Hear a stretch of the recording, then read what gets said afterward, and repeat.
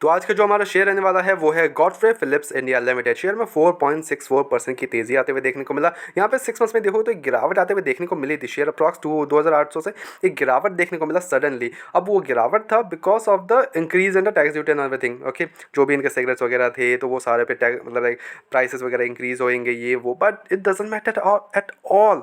मैं पहले से बोलते आ रहा हूँ it doesn't matter at all. भाई लोग वो लत लग जाता है ना, वो लत लगने के बाद इट डजेंट मैटर कि वो 10 रुपया हो या 12 रुपया हो, ये अपना जो भी सिगरेट के प्राइसेस है वो इंक्रीज़ कर देंगे।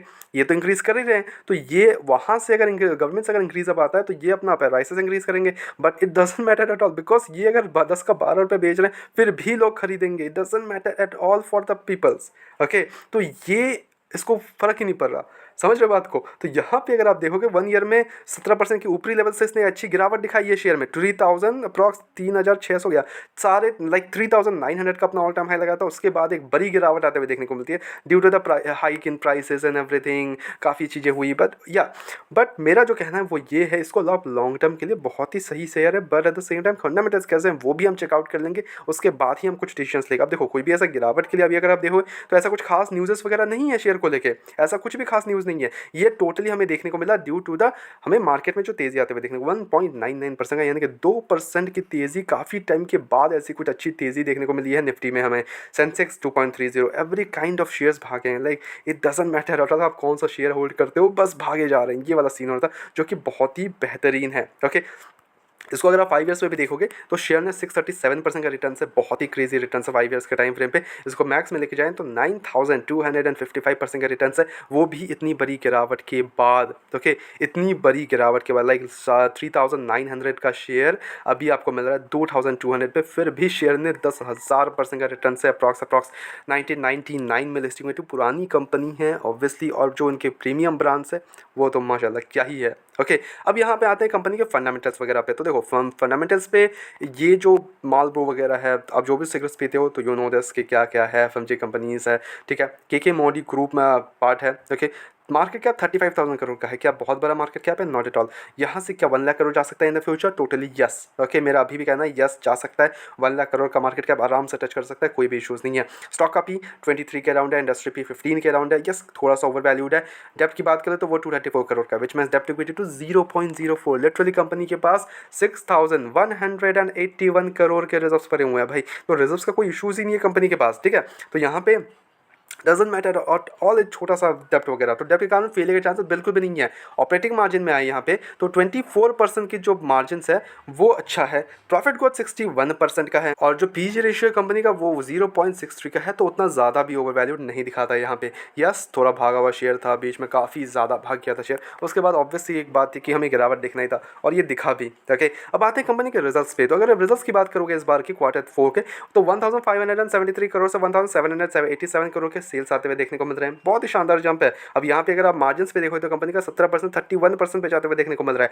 ऑपरेटिंग प्रॉफिट कंपनी का 269 करोड़ से 553 करोड़ जाते हुए देखने को मिल रहा है। जो बेटा होता है वो काफ़ी अच्छा इंक्रीज अब देखने को मिल रहा है, बिकॉज मार्जिन कंपनी के इंप्रूव हुए हैं, 17% से 31% पे आ चुका है। और वही अगर आप नेट प्रॉफिट में हो गए तो 280 करोड़ से 521 करोड़ जाते हुए देखने को मिल रहा है। और क्वार्टर देखोगे तो 343 करोड़ से 521 करोड़, काफ़ी शानदार जंप है। At the same time I want to say this कि नेट प्रॉफिट कंपनी का ऑल टाइम हाई के आसपास आ चुका है। लाइक लिटरली 500 करोड़ का नेट प्रॉफिट उन्होंने क्रॉस कर दिया है। बट क्वार्टरली अगर आप देखो तो काफ़ी शानदार जंप है, और ईयरली परस्पेक्टिव से तो काफ़ी शानदार जंप है। समझ रहे हो बात को? अर्निंग पर शेयर 33.43 पे आ चुका है। तो इसके कारण हमें कहाँ इंपैक्ट देखने को मिला? इसके पी वगैरह पे देखने को मिला। पी वगैरह डाउन आते हुए देखने को मिला। तो और एक दो क्वार्टर अगर ऐसे ही डाउन आ जाते हैं तो हमें और भी पी वगैरह डाउन आते हुए देखने को मिल सकते हैं, ठीक है।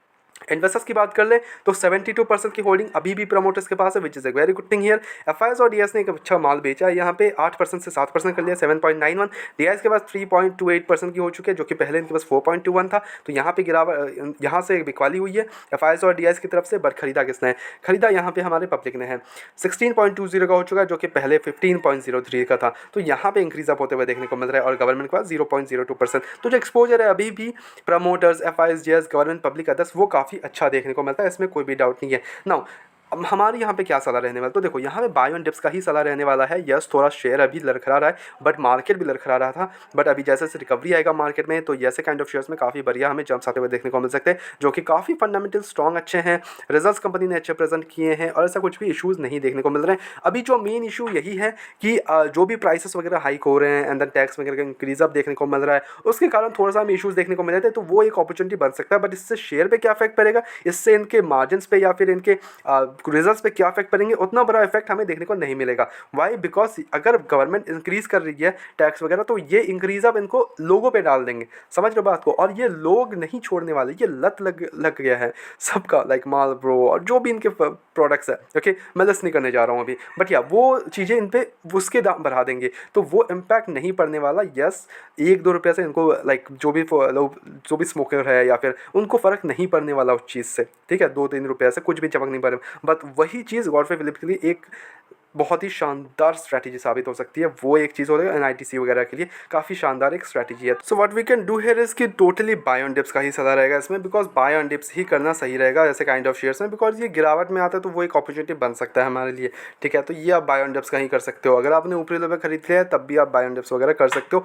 गिरावट में आता है शेयर तभी खरीदना, जो कोई ऐसे तेज़ी में आप इसको टच करने की ज़रूरत नहीं है। गिरावट में आता है शेयर तब इसको एक्यूमुलेशन पे जा सकते हो, ठीक है।